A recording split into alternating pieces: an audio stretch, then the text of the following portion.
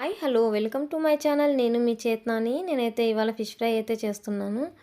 అందుకు ముందుగా మనకు కావాల్సినవి 1 కిలో ఫిషెస్ని నీట్గా కడిగేసి శుభ్రం చేసుకొని పక్కనైతే పెట్టుకోవాలి.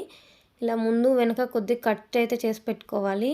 నేను మీడియం సైజ్ ఫిషెస్ని అయితే తీసుకున్నాను, అలానే ఫిష్ ఫ్రై చేద్దామని. అందుకు ముందుగా కావాల్సినవి మనకు 1 టేబుల్ స్పూన్ కారపొడి, 1 టేబుల్ స్పూన్ ధనియాల పొడి, 1 టేబుల్ స్పూన్ కార్న్ఫ్లోరు, కొద్దిగా నిమ్మరసము, 1 teaspoon ginger garlic paste అంటే అల్లం వెల్లుల్లి పేస్టు, టేస్ట్కి తగ్గట్టు సాల్ట్, కొంచెం కొత్తిమీర అనమాట. ఇప్పుడు ఈ లెమన్ జ్యూస్ ప్లేస్లో, నిమ్మకాయ రసం ప్లేస్లో మనము చింతపండు రసంను కూడా తీసుకోవచ్చు అనమాట. మ్యాక్సిమం లెమన్ జ్యూస్ వాడతారు, కొందరు నిమ్మకాయ కాకుండా చింతపండు రసం కూడా యూస్ చేస్తారనమాట. ఇప్పుడు నేను చూపించినవన్నీ కూడా మసాలాలు 1 బై 1 అయితే మనం ప్లేట్లో వేసుకొని కలుపుకోవాలన్నమాట.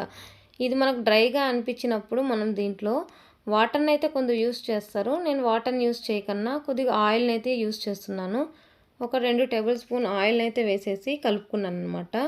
అలాగే నిమ్మరసంని కూడా వేసేసి అన్నిటినీ అయితే బాగా కలిపేసాను అనమాట.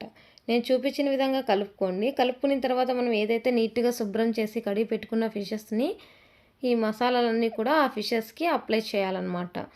ఇప్పుడు నేనైతే ఒక ఫిష్ని తీసుకొని అయితే నేను మీకు చూపిస్తున్నాను ఎలా అప్లై చేయాలో.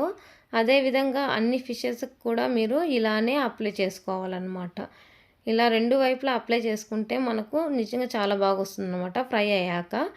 ఇలా అన్ని చేపలకి అయితే మనం అప్లై చేసేసి 1 అవర్ పాటు పక్కనైతే పెట్టేసేయాలన్నమాట. మనము అలానే అయితే ఉంచవచ్చు, లేకపోతే ఫ్రిడ్జ్లో కూడా పెట్టుకోవచ్చు అనమాట. అది మీ ఇష్టం.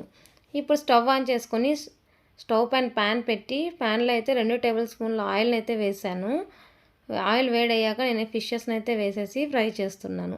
నేనైతే షాలో ఫ్రై చేస్తున్నాను, కొందరు డీప్ ఫ్రై కూడా చేసుకుంటారు.